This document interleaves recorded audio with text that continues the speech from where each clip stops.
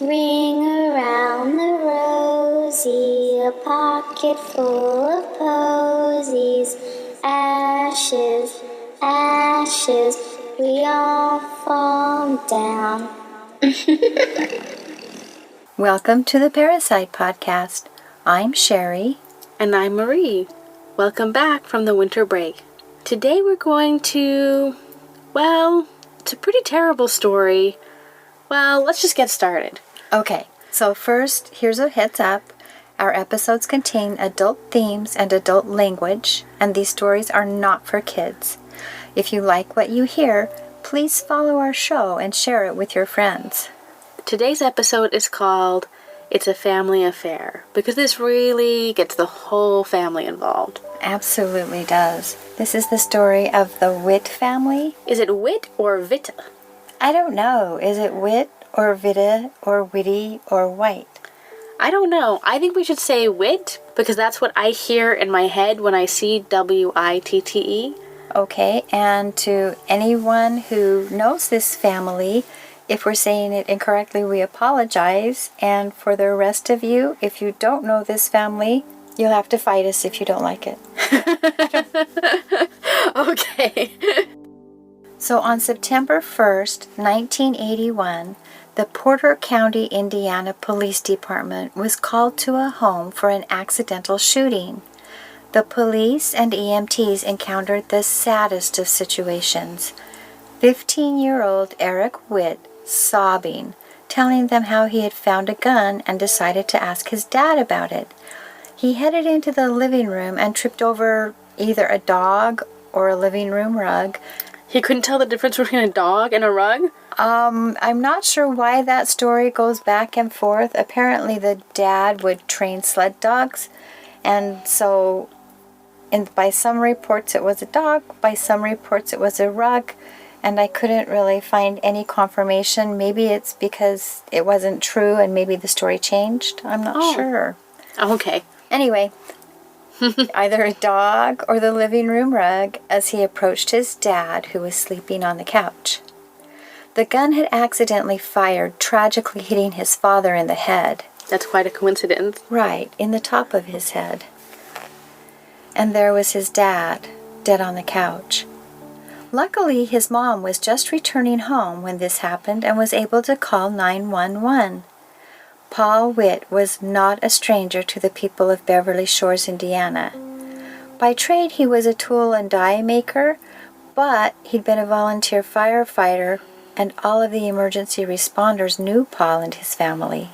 Oh, that would be horrible to show up to, an accidental shooting and to see your friend there on the couch. I think that would be very difficult and really hard because they knew the family. Mm-hmm. They knew of how he'd struggled with his health in the past 3 months, and he was just inundated with waves of unexplained dizziness and headaches that often left him weak and feeling terrible. Oh, that's terrible. I think so too. And suspicious. A little bit. Anyway, there was a brief investigation, and the 2 witnesses who had been inside the home at the time of the shooting, Paul's other son, and Eric's mother's mother, his grandmother, who lived with them, corroborated Eric's story. After several demonstrations of how this freak accident had taken the life of his father, the police reluctantly declared the shooting accidental. Paul was cremated with a small ceremony, and Eric went back home to live with his mother, Hilma Marie, and his 11-year-old brother, John David. Everyone called him Butch. Friendly eyes were watching this family, and everyone was giving them the benefit of the doubt despite neighbors whispering that this was no accident. In Season 6, Episode 15 of Deadly Women, even Paul's half-sister Regina says she knew it was him when she heard of the shooting but didn't yet know who the victim was. She said, "I just knew." Wait, so she heard that there was a shooting in that town and knew it was her brother? Yes. Oh. Yes. So she suspected something was wrong in this family. I think that everyone suspected something was wrong in this family. This was a fairly odd family. Oh. But with Paul dead, Hilma Marie, the mom, quickly found herself destitute. money didn't really spread as far as she'd thought it would. Eric and Butch were fairly close, but court documents indicate the family was having problems with drug and alcohol abuse. And here's a spoiler. Marie's defense team will say that after Paul's shooting, both boys started having problems with drinking, doing drugs, skipping school, and stealing. But in an evidentiary hearing, the defense attorney claims that Butch, at age 11, was already struggling with alcohol and drug abuse and had a history of emotional problems that would cast doubt on his ability to be an accurate narrator for trial.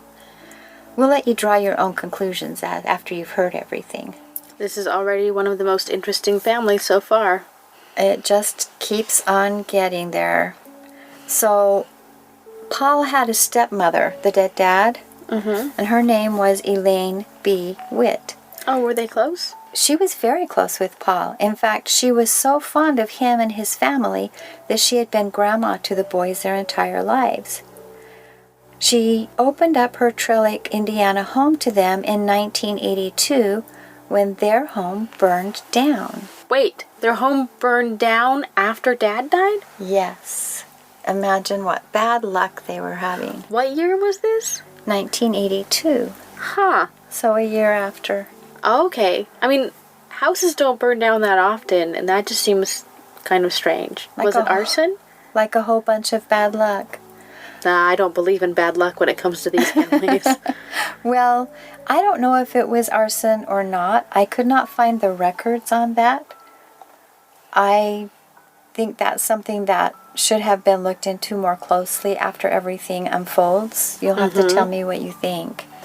Anyway, Elaine and Hilma Marie got along wonderfully. They liked to share drinks and a smoke and visit on the back porch, but Elaine realized there was something missing. Specifically, her life savings of $16,000 and several of her Social Security checks. Oh dear. She started to suspect Hilma Marie was behind these thefts. She was in the beginning stages of figuring out the details of the thefts in January of 1984, and she made a point of telling Hilma Marie that whoever had taken her money was going to find herself in jail. And the next thing you know it, Elaine was suddenly just gone. Okay, this is starting to get out of control, Shady. Well, it's not even shady yet. All you have is a man who died by accident and a grandma who at 73 years old disappeared. And a house that mysteriously burns down. Right. Oh, Okay. and missing money. Okay. A few things. Okay. We'll call it. At this point, Hilma Marie and Butch were still living at Elaine's. They kept saying Elaine was visiting friends out of town, but Elaine's friends and family insisted this was not the case. The investigating officer assigned to Paul's shooting case remembered Hilma Marie from the 1981 shooting. To him, Paul's death had always felt a little bit shady, but there was nothing they could do about it as Hilma Marie and her boys insisted that the shooting was accidental. Where was Eric? Oh, he'd suddenly joined the Navy and left town. He was in California in boot camp. Okay, I mean, that's not suspicious. Well, Eric was the one who had shot his dad, remember? Yeah, and now he suddenly left town. I don't know. I think I would have suspected Eric myself and gone, oh, he wasn't there, so maybe it's okay. Okay. You're just too suspicious. I am becoming more and more suspicious every day. The investigator was convinced that something was amiss, and that Elaine's disappearance was most likely a bad sign. But Hilma Marie and Butch were largely uncooperative, and the case started to go cold. In a last-ditch effort to jumpstart a dying case, the investigator visited Elaine's house one more time in the autumn of 1984, and again encountered a lot of resistance from Hilma Marie. As he left, he angrily told her, "This isn't over. No matter what, we always get our man." Is it always a man, though? Dun, dun, dun. Angry and possibly a bit frightened, Hilma Marie had it. She told Elaine's neighbors she was fed up with everyone and everything. She was tired of Indiana and was dreading the upcoming winter that was already upon them. Her son Eric was stationed in California, and she decided to move to Chula Vista and try her luck. Eric mysteriously reappeared with a friend, Douglas Minkle, in tow. Eric and Douglas helped the family pack up the house, and they all headed out to California, leaving Elaine's house empty. So this was what year? This was in September of 1984. Okay, so how many years is that after the dad's accident? The dad died in September of 1981.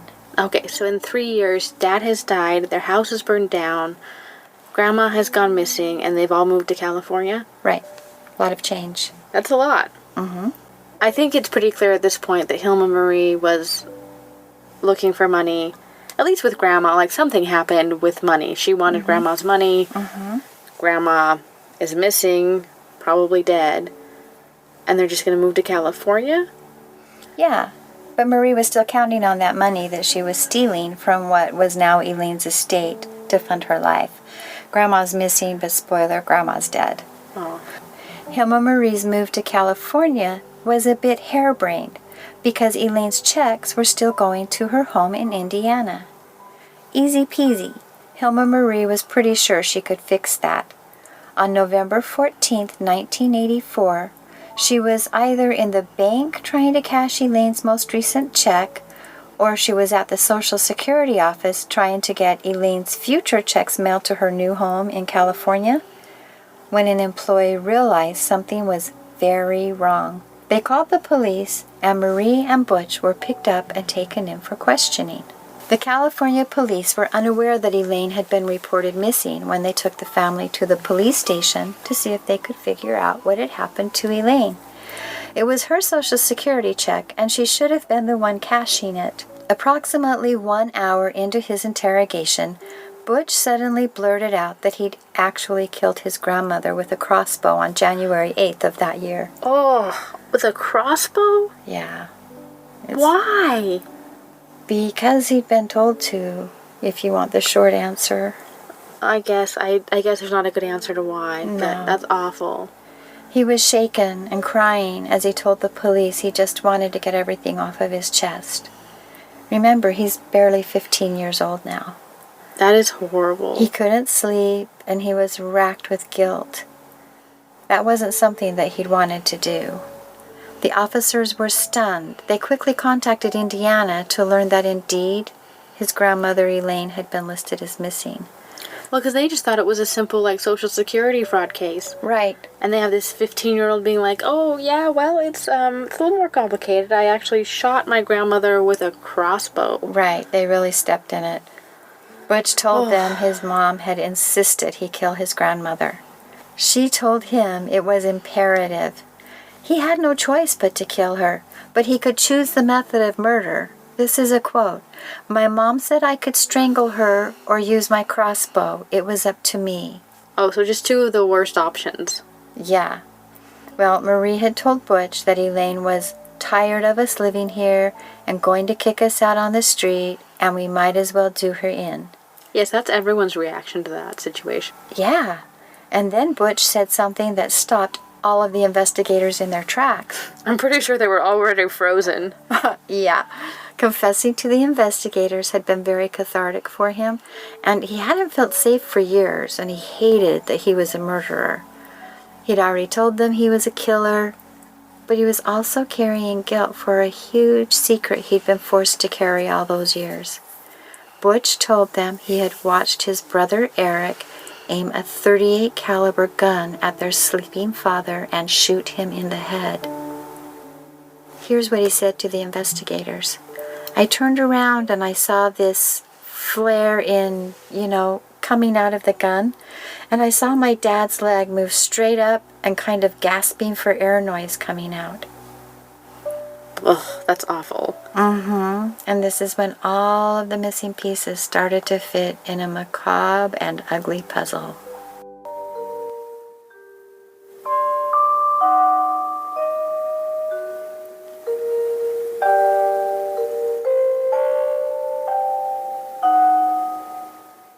Hilma Marie Witte, she went by Marie, was an unhappy woman with a disagreeable temperament. Not a lot is known about Marie's childhood, but the Witte Messenger reported that she had a rather turbulent childhood. Margaret, her mother, who went by Marcy, but we're going to continue calling her Margaret because that's how she's referred to in court and in the media. And because Marcy Marie is too much to keep straight. Absolutely is. But she lost custody of Marie and her sister when Marie was 6 years old. Oh no, what happened? Do we know? We don't have any record of what happened, but we do know that Margaret had a history of instability and visits to mental hospitals. Oh, that's sad. So, not sure what, but... Yeah, that's a pretty traumatic thing for a 6-year-old. Right. The girls lived in a group home for a period of time, and then they were sent to live with their dad in Pennsylvania. Oh, wow. I'm not sure when or how, but the girls ended up back with their mother in a nudist colony based in Delray, Florida. Wow, that had to be an adjustment.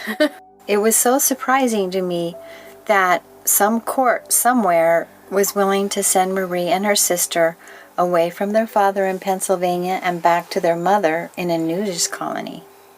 Yeah, that's not really a traditional household. No, it's not. But this is where Marie was to spend her teen years. Her mother admitted this was all true, saying her husband had decided he wanted to live in a nudist colony, so she went with him, with her girls in tow, to keep the family together. Which kind of doesn't make sense because they hadn't been together. Right. And where in the world was their father when the girls were moved down to a nudist colony? He'd been caring for them. He was connected. Yeah, it's kind of weird that we don't have any information about where their dad went. Right. But no one really says, and no one says what happened there, so that's all we know. But predictably, an older man in the colony took a liking to Marie, and they married in a nude wedding ceremony where guests were apparently charged admission to attend and photos were taken to feature in a popular nudist magazine. Oh, that doesn't sound exploitative. Not at all. That marriage was short-lived, but while she was still 16, Marie married yet another man from the same nudist colony. His name was Paul Witte. Oh, wow. So that was her permanent marriage, was when she was 16? Right. In a nudist colony. It's an odd beginning. I was very surprised. Yeah. So on December 19th, 1964, when she was 16 and Paul was 26, Oof. They were married. That is quite the age gap when she's only 16. It certainly is. I wonder how nobody got arrested in this situation. I mean, she was underage. She was quite young and he was really quite old.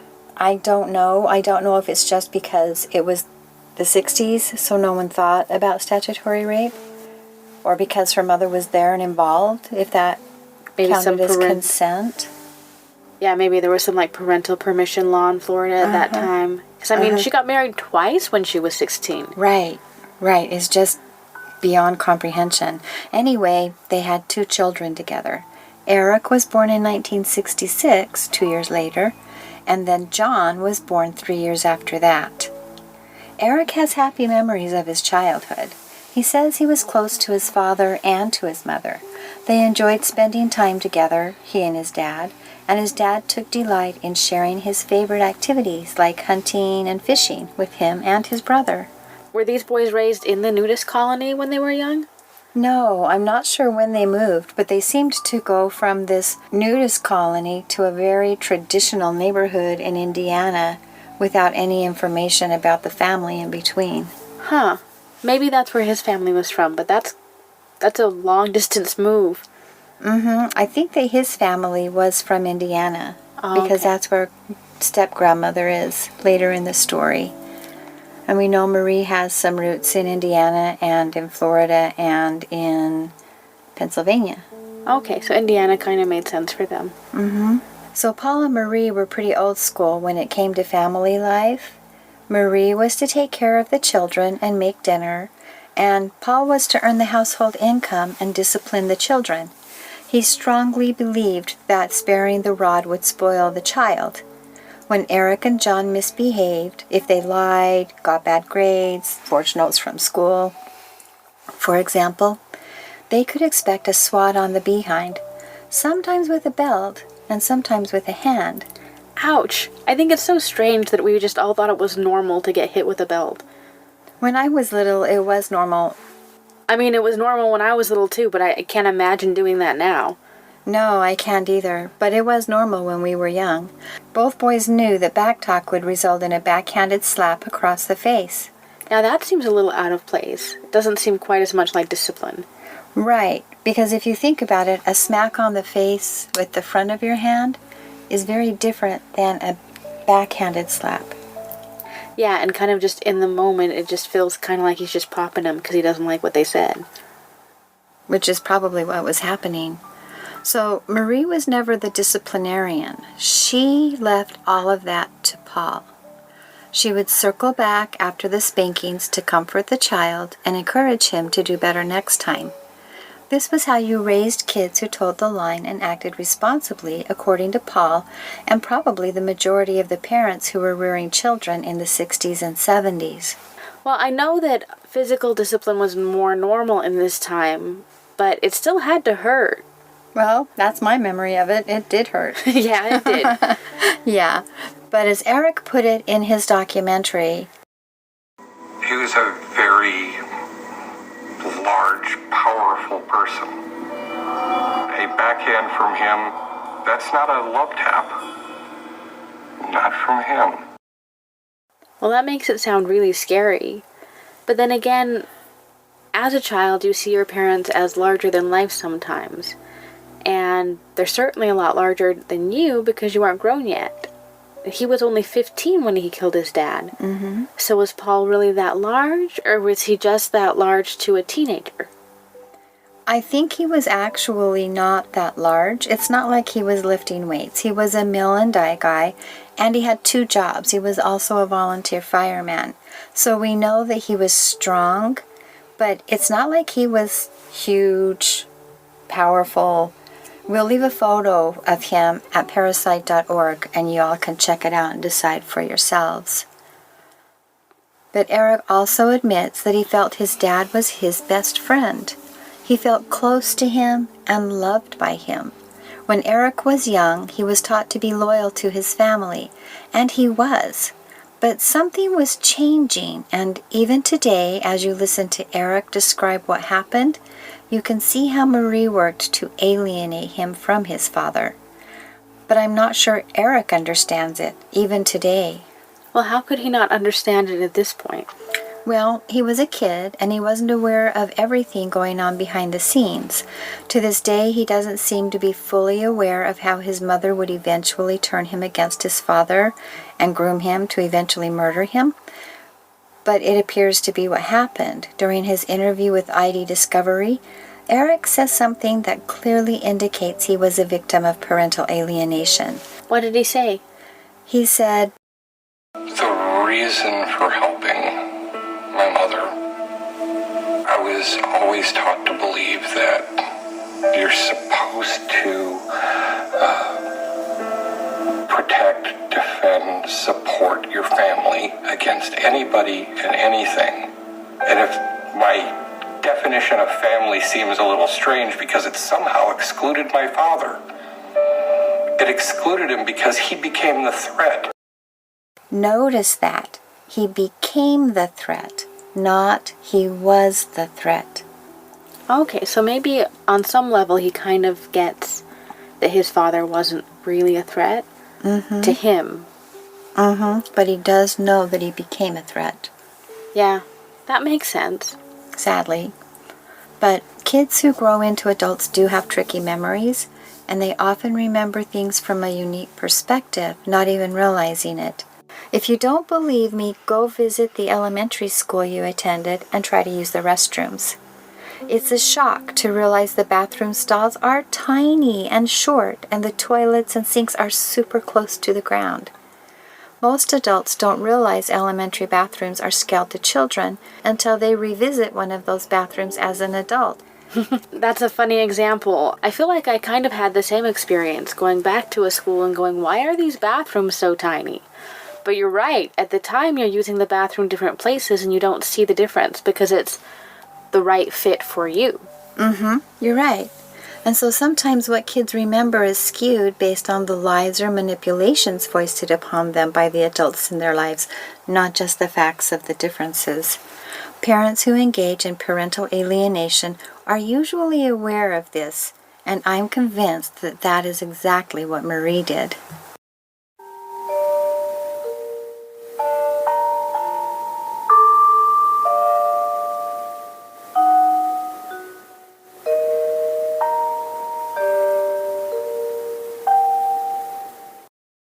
In truth, Marie was tired of being married to Paul and simply wanted him gone.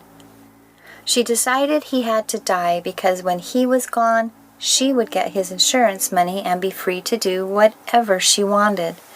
She had literally run the numbers and realized a divorce would not leave her with the amount of money that she wanted. That's cold. Not wanting to get caught in her plot to rid herself of Paul, she started making plans.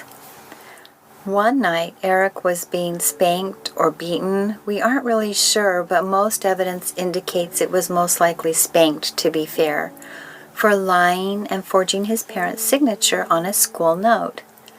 Marie showed up, as usual, to comfort him. So after looking at all of it, do you think the dad wasn't really abusive? I'm not sure, to be honest. It sounds like everything physical was tied to discipline, and even Marie said that at trial. And some people will say that the boys were spanked and slapped. The end, that was it, which in the context of the 60s and the 70s would not be considered abusive by the standards of the time. And yet another source, an ex-classmate, claimed Eric was physically abused, but then goes on to discuss the abuse present in their home, with no details or facts about the Witte household. Eric himself claims he was egregiously abused several years after the murders, but a lot of his interview indicates that may or may not have been the actual case.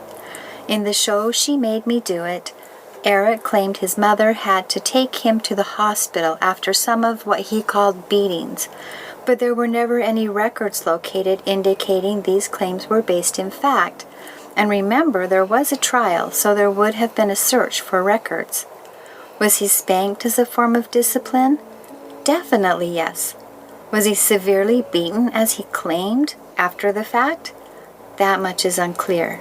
There is a general lack of evidence as to the magnitude of physical punishment that went on in the Witte household, so we may never know. So as far as research, would we count this case as an abuse case? Absolutely, yes, because the court used physical abuse as one of the mitigating factors in the case. We operationalized confirmed or substantiated abuse as abuse that was confirmed by the courts or DFS. But that said, the fact patterns and subsequent convictions indicate that these murders would have happened regardless of whether there was physical abuse by their dad in the home. Because all of the evidence points directly to the psychological abuse and really torture that was heaped upon these boys by their mother.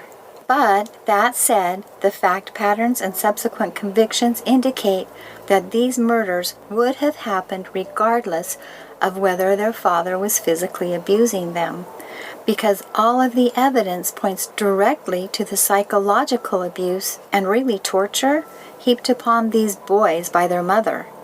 This case, and really the Dutton case we presented in episode 8, illustrate how physical abuse can be present in the home, but not the motivation for the murders. I think that's really interesting, because even in the cases where abuse, like the Dutton case, the abuse was so egregious, no one would have blamed them for feeling like murder was the only way out. But they never would have murdered their father if he hadn't messed with Sissy. Exactly. So despite this horrible abuse that you would think was the motivation, the true motivation wasn't even the abuse, even though it was there. Right. Murder wasn't in those kids' makeup. At all. The only reason that happened was because the father had set a firm rule and the boys followed what their father said. It's true. So 15% of the cases in 754 youthful parricide cases included in our research involved instances of child abuse. And like I said, not all of the murders are a direct result of that abuse. It's just so complicated. I think what's been most surprising from this research is how complicated it is to say, why do people kill their parents? Oh, absolutely. I think that we do everyone an injustice when we go, oh, they must have abused their children. It isn't fair to the parents. It isn't fair to the surviving family. And it isn't fair to the kids when you go to treat them.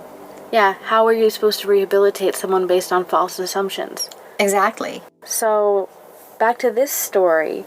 How did Marie get started on getting her son kind of on her side and against his father? Well, as she would comfort Eric after he'd been disciplined, and remember, the point of discipline is a point that's usually humiliating for a kid if they've been spanked. Yeah. So she would come around to comfort him, and she started whispering about how they would be better off without his dad. This is what Eric remembers. Okay. This was a departure from what she usually said to Eric, and he says he noticed that. Private talks about getting rid of his dad quickly shifted to how Paul really just needed to die. As Eric remembers it, his mother started telling him he was the only person who could make this happen. He was going to have to kill Paul.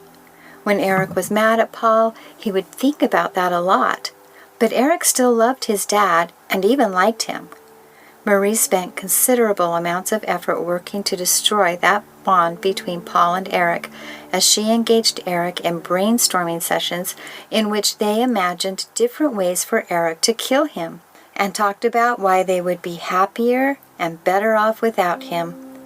Like every predator parent, Marie begins to draw lines, pushing Paul over to the other side while holding Eric firmly on her side. At some point, Marie let Eric in on a secret. She and Grandma Margaret were feeding Paul a mix of rat poison, arsenic, and Valium, hoping to kill him. Wow, she'd already got Grandma in on this crime? Yes, Margaret was actually living with them at this point, and she and Margaret were both in on mixing different types of potions trying to kill Paul. That's crazy. Yeah, I think it's way crazy. And to bring a child in on that, his child, seems cruel. She already had someone to try and help her kill her husband. Why did she have to bring Eric into it? Eric has some ideas on that, but I don't think we're going to get into it. Yeah. But his interview with Discovery ID implies that Eric was not aware that Grandma Margaret was actually involved in the murder plot and was actually supplying some of the drugs and chemicals used to lace Paul's food. He thought it was just him and his mom. Oh, okay. So Eric, aware that his mom had trusted him with this monumental secret, started watching Paul. He was noting how the poison would make him sick, but he didn't die. He just got very sick, and that just made Marie's life even harder. In the meantime, Marie had convinced Paul to take out a loan to buy new furniture for the house, but she spent the money on something else and was trying to hide that fact from Paul, who was getting increasingly upset when the furniture never got delivered. That's hard to explain. And eventually her back was up against the wall, and she agonized over the best way to get Paul killed with the least chance of getting caught. According to the Associated Press News, Marie's mother, Margaret, later recounted a discussion she and Marie had regarding this very topic. This is the quote that Margaret gave to the courts. Something to the effect that Butch, age 11, was younger and it wouldn't be as hard on him to kill his father, and that Eric, at age 14, being older, would have more nerve than Butch, along those lines. That's quite the conversation to be having about your respectively grandsons and sons. Yeah, I just find it so disgusting. Ultimately, Marie decided that Eric would be the hitman on this. Eric had just turned 15 years old, which was perfect. 15-year-old killers go to juvie and get out when they're 18, right? I hope you all are laughing, and if you're not, go back and listen to episode 10, No Men, No Tights. We talk about Derek Klaus, who was 15 years old when he killed his mother in 1993. He is now 44 years old and still serving time. Mm-hmm. 15 is not a get-out-of-jail-free card. No, not anymore. Marie quit sprinkling poison and Valium in his food once she'd made the decision, and she started pushing hard for Eric to kill his father. She told him he could shoot him or he could beat him to death with a hammer. Again, with the horrible choices. Right, but she was telling him he could choose, and there's a reasoning for this. In Marie's mind, if she's telling the kids, you can plan the murder, you can shoot him or you can hit him with a hammer, then she can go to court and say, I wasn't involved in the planning. Second degree versus first degree. People are so funny. They think that a technicality like that means they weren't involved. Well, she tried really hard to get this to work. She pulls a couple of things that indicates she was thinking about this the entire time. Mm-hmm. What a horrible choice, though. What a horrible choice for a child to be making. Mm-hmm. But it was clear to Eric that Marie wanted him to both plan and then orchestrate the murder. And he, to this day, doesn't understand why that was so important to her, like we just talked about. Mm-hmm. But Eric didn't really want to kill his dad. In retelling the story, Eric claims he eventually hides behind a door, gun in hand, waiting for his dad to get home so he can shoot him. When his dad gets home, not only does he not notice nor acknowledge Eric, he heads for the couch to take a nap. Eric says his mother discussed this failure with him, encouraging him to try again in the near future. I mean, if he really wanted to shoot him, it didn't matter if his dad didn't see him. Right? I think this anecdote really shows that his heart was not in it. I agree. And then it's really interesting because his mom is like, oh, it's okay, get back on that horse. It's a failure. It's a failure to not kill your dad. How messed up is that? Yeah, this kid's scarred for life. Mm-hmm. Well, I'm not sure if she just said this to scare him or if she truly believed it, but she told Eric his father was planning to divorce her. Because she wasn't the employed parent, she claimed Paul would put her and the kids out on the street, and he would have to beg for money for food and shelter. She really freaked Eric out by telling him this. Again, doing her best to alienate Eric from his father. That's a really scary thought for a 15-year-old boy. Mm-hmm. She really did draw a lot of lines and push Paul over to the other side. And when you're a kid, you don't always go, oh, is this a story that makes sense, or is this a story that is coming from a place of self-interest and doesn't make sense? No, kids totally believe that that's possible. They don't understand that the courts are going to protect their interests. Mm-hmm. But on September 1st, 1981, Marie decided it was the day Paul was to die because of the furniture. She demanded Eric kill him. Was that the day it was supposed to be delivered? It was supposed to be delivered the next day, and the dad was really angry because he kept getting this story, oh, it will be delivered, oh, it was delayed, oh, it will be delivered, and he was saying, this is it. She didn't want him to call the furniture company and find out she'd never ordered it? Probably that she'd spent that money elsewhere. Oh, I wonder what she did with it. It's just insane. I don't know. I don't want to know. Yeah. Anyway, Eric refused, saying he didn't think he could do it. Which is a reasonable response. Well, he'd already tried to shoot him once. He knew what that felt like already. Yeah. Well, Marie threw a fit and threatened to kill herself if he continued to refuse to kill his dad. She wanted him to have an ultimatum. Her or dad, choose. That's sad. Right. And in the face of her threatening suicide, Eric still refused, saying he didn't think he could do it. Well, Marie, at this point, according to Eric, was hysterical, screaming, crying, pushing every button she could think of with him emotionally. Mm-hmm. And then all of a sudden she calmed down and said she was leaving. She said she wouldn't come back until Eric had killed Paul. She called the home a few hours later and was furious that Paul was still alive. Eric told her he just couldn't do it. He loved his dad. He felt completely loyal to Marie, but he didn't want to kill his dad. Marie told him she would be home in about 15 minutes, and if Paul wasn't dead, she was out of there for good.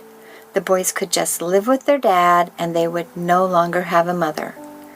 The boys were young, emotionally abused, manipulated, and in a panic. They didn't think about the fact that their grandma, who was puttering around the house making dinner, was their mom's mother. Marie wasn't going anywhere. In truth, she'd been out shopping. That's horrible. That's like the worst kind of emotional blackmail. Like, choose between me or having to both lose your father and become a murderer. Yeah, and while she's out shopping and having a good time, her sons are at home in anguish and under great duress. It's horrible. Mm-hmm. And I guess he did it, right? Well, he took his gun and reluctantly approached his father, who was asleep on the living room couch, again. He saw the lights of his mother's car as she turned into the driveway and was panicked. He knew she would be firm with her ultimatum. He chose his mom. He shot his sleeping father as his 11-year-old brother watched. Ah, so both of them get to be traumatized. Yes. Hearing the gunshot from outside, Marie jubilantly entered the home, proclaiming, "You did it!" She took the gun from him, checked Paul's pulse to make sure he was dead, and then got right down to business. She called the police, she provided the boys and her mother with a story to cover the murder, and she kept repeating what they were to tell the police as she prepared the scene of the accident. Marie promised her mother that if this secret was not taken to her grave, Marie would personally kill her too. Wow, what a sweetheart. And her mother took her seriously. She was kind of a scary lady. Yeah. Even her reactions are kind of scary. Even the people who ask for a hit usually are somewhat upset when they come home and see the reality of it. Mm-hmm. That's very true. But as she was preparing for the police to show up, Marie promised Eric that if he would just stick to the story, there was nothing they could put on her. You mean him? Nope, her. That wasn't an error. She also mentioned that worst case scenario, Eric would only have to go to juvie until he turned 18, and he was stunned. She'd never said anything about him going to juvie for this before. Well, of course she wasn't. He was already reluctant. Right. But he was willing to pay that price if it came to that, he said. The parental alienator had successfully completed her mission. After the investigators declared the shooting accidental and left, Marie told Eric how proud she was of him. Here, we have the quote from what he says about that moment. I didn't really get the sense that she was proud because I had killed him. But later on that evening, when the police finally had to say, "It looks like this was an accident," then she was proud of me. I had stuck with the plan. So her pride didn't come until she was sure that she was safe. Mm-hmm. Eric didn't feel pride. Neither did he feel grief, nor guilt, nor happiness. He was numb and relieved that his mother's pressure was finally off of him. What I needed to do had been done, he said. Now they could all move forward to that bright and happy future. But that wasn't to be. According to Eric, and again this is a quote, killing Dad should have been the turning point of we're going to have a bright and happy future after this. The problem is she couldn't settle into just having a nice life. Marie collected $25,000 in life insurance after Paul's death. In 2022 dollars, this money is equivalent to $76,443. $76,443. That is what she had Paul murdered for, the insurance and everything she had wanted from a divorce. Except for new furniture, right? Right, she did not get new furniture. When that money ran out, the house suddenly burned down, and Elaine Witte generously opened her home to them. I'm still suspicious of that house burning down.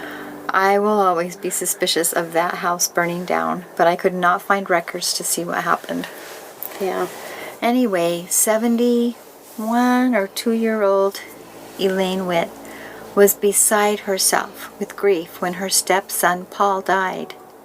She may not have been Paul's biological mother, but she loved him like her own son and wanted to make sure she did right by his family. When Marie asked if she and the boys could move in with her, Elaine enthusiastically agreed to the arrangement. Marie and Elaine appeared to get along famously. They smoked the same brand of cigarette. They enjoyed drinking Tom Collins together. They liked to sit around together and just chat. And so they had some really nice nights together. Elaine was always willing to give Marie anything she wanted, and what she wanted was money. Elaine co-signed loans, loaned her cash, and gave her access to her banking accounts. It's a lot of trust. Yes, it really is. Elaine would sometimes refer to her as her daughter, the daughter she never had. They never even had disagreements. But Elaine started to realize that Marie had slowly been stealing money from her bank account, stealing $16,000 from her bank account, which is about $41,000 in today's dollars, and had also stolen and forged a couple of her Social Security checks, and that wasn't okay with her. What she didn't know was that Marie also had plans to cash her monthly railroad pension checks of $102 a month and her Social Security checks of $288 a month after she had murdered her. Marie's quest to acquire money was insatiable, and Elaine wasn't having it. She started to refuse to pay bills, telling Marie to use the money she'd stolen. Oh, dear. Right, and Eric noticed his mother was now adding poison, Valium, arsenic, whatever they had on hand, to Elaine's food and drinks. She's got kind of a strong MO, doesn't she? Definitely. I just can't believe she's only committed 2 murders, but... It does kind of seem like she's a little bit more experienced and confident than you should be on your first and now second murder. I agree. Well, Marie knew one thing for sure. She wasn't going to jail. She really needed Elaine to be dead. Much like most red-collar criminals, she was very worried about being called out for stealing Elaine's money. Again, she had resorted to poison, and again, she failed. I'm sure Elaine became very ill. Marie was keeping Elaine on the edge of alive because she had no intention of being the one who killed her. That was for Butch to do. No, not another murder. I know, but we'll have to cover that in part 2 of this episode because we're out of time today. Okay, that's fair. So we'd like to give many, many thanks to Investigation Discovery for the sound bites from their show, She Made Me Do It. It's in their Evil Lives Here series, and it's well worth the listen if you have an interest. It's a 40-minute interview with Eric Witte. And we'd like to send a million thanks to Charlie, Lisa B., and Carolyn for their generous support on Patreon. Without your support, this podcast wouldn't exist.